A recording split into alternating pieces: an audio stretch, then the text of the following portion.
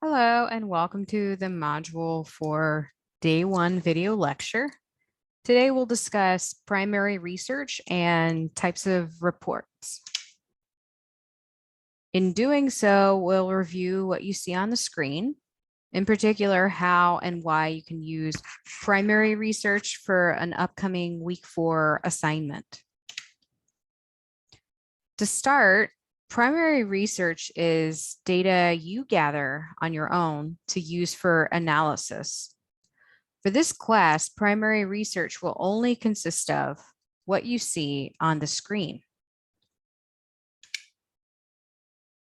Sometimes students get primary research confused with other things that are not really applicable, and what you see on the screen is not considered primary research.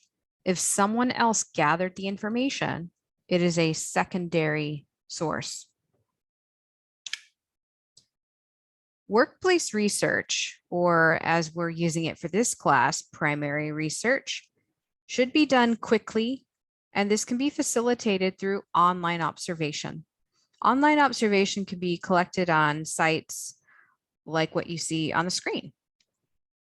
Consider it similar to collecting survey answers that are already out there about a particular topic or problem, and they're waiting to be collated for a larger research purpose. In the workplace, any type of source can be deemed as usable, academic or non-academic sources alike. For primary research in the workplace, online resources are an easy way to demonstrate community impacts of an issue.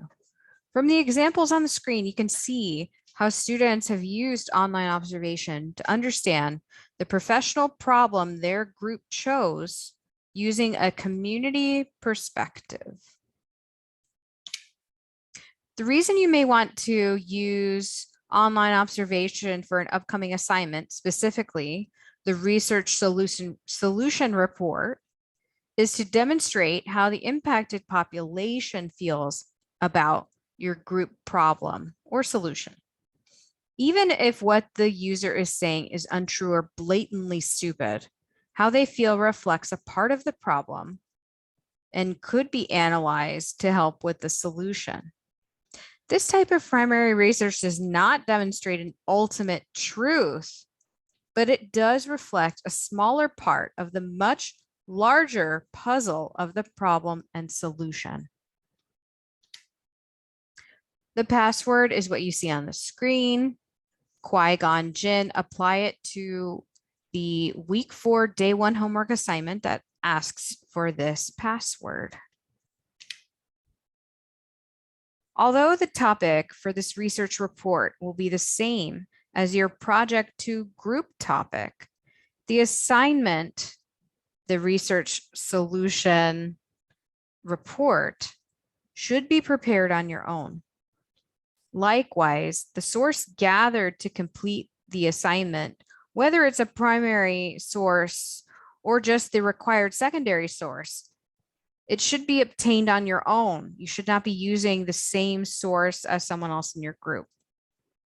Adding in the primary research for the research solution report is such a hard word to say. It's optional. You do not have to use primary research at all. I overviewed it in case you want to use it, but don't be scared and thinking you have to go look up a bunch of reviews and whatnot. Moving on to reports. Reports are a key communication tool in business. They effectively share and retain information and decisions. Reports are classified into 2 main types: informal reports and formal reports. Both of those classifications are further broken down by type of information that's being relayed. And you can see different types of reports in the understanding concept section. You can look up different types of reports.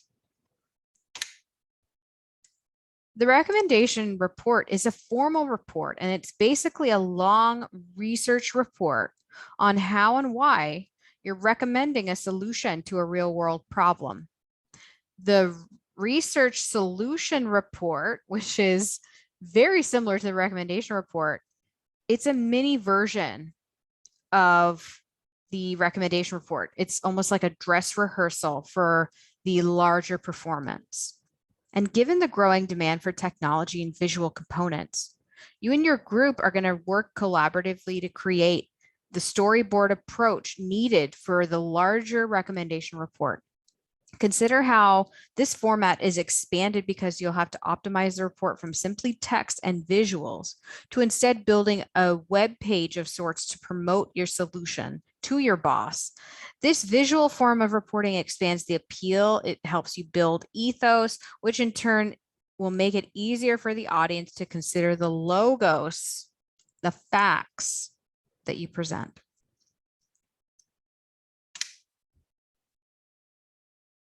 Progress reports are another type of report.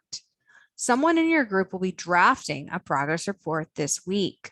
It should outline what occurred during the second team meeting and other notable benchmarks per the assignment guidelines. The report should also look the part, meaning design or lack thereof is factored into the grading process. In a very basic sense, your imagined higher authority for the project, your boss, needs to know the state of work completed for the recommendation report thus far and where this project is headed in the upcoming weeks. Part of this progress report will include a work plan. You've already doled out tasks to certain team members via the P2 task list. Remember that from the team charter, but now you'll have to create a work plan for the recommendation report outline. This is similar to a task list, but instead it lays out all the parts of the recommendation report and who's doing what. If you can see from what is on the screen, it is a outline of the recommendation report. It's from a different semester, so it looks a little different. You can see there's the parts of the recommendation report with team member names next to them. They even color coded it, which you don't have to do. But at a glance, you can see everyone is responsible for at least 2 parts of the report, which may or may not include some visuals. With a task list and even with a work plan, everyone in the group knows which part of the larger project they're responsible for. If someone cannot execute their part of the recommendation report, and this may happen due to illness or otherwise, you should have a plan for someone else to complete their images and text so that the P2, the recommendation report, is complete. If there are parts missing, I don't care what happened, everyone's grade will be impacted negatively. I hate doing it, but sometimes it happens. After a team member creates the text and the design for the first progress report, make sure the second progress report matches this look for your team to ensure consistency of design. There are 2 individual assignments this week that everyone in the class is going to be responsible for submitting on their own, and those 2 items are on the screen. However, based on the P2 task list that you've already completed from the team charter way back when, certain people are gonna have a much bigger to-do list this week, like the picture that you see on the left side of the screen. It looks a little different from your P2 task list, but the sentiment behind it is similar. Some team members are going to have 3 things to complete this week or 4, while others are only going to have to do the 2 things, the 2 individual things I mentioned earlier. The same thing is going to happen to certain team members in week 5 and 6. Hopefully you've doled out work so that not one person is too overloaded from week to week, so that you've doled it out. So one person and then another person and then another person might have 1 or 2 extra things that week. Overall, we're that much closer to finishing this class, so take solace in that fact. And let's review the assignments for day 1. You do not need to look at understanding concepts, even though you really should. There's some readings to go over, and then the first individual assignment everyone should be completing is that analysis of research-based report. There's two parts to it. You have to pick just one of these exemplar reports to analyze and review. You don't have to review all four. And once you've done that, copy these questions, hit reply, answer all the questions.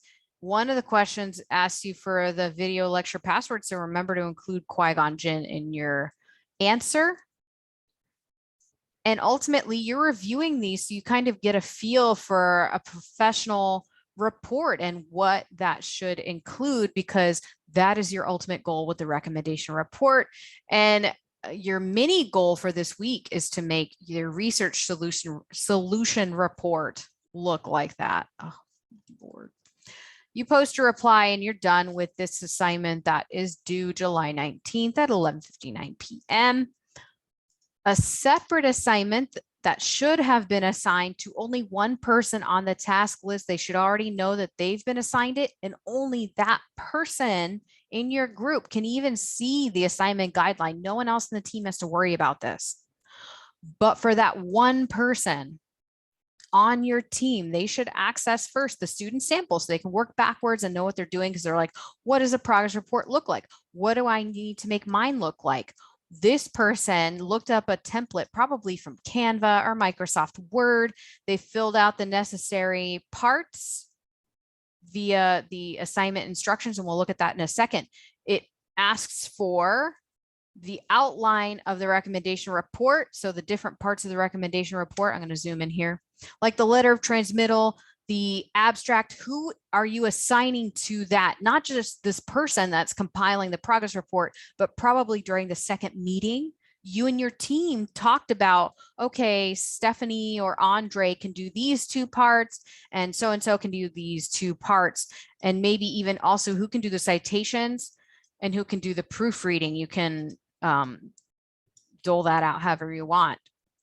There's other parts of the progress report to worry about, and that doesn't have to take up a lot of text, but you still have to add those parts. And you can see this person fit it all on one page. It's not a big report. It shouldn't be, but it should also be visually appealing, have some color in there. It should not look like a book report, or you're not going to like your grade.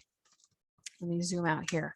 So I have for you an outline of all the stuff you need. We looked at that, and a picture example reminding you that you need the work plan there. You need to tell me who is doing what, and that you need to worry about the design and uploading it here as a PDF or however you want to do it. If you want to know how I'm grading it, you can access that rubric and know that it's due July 21st for one person from your group. It's only going to impact their grade for 60 points.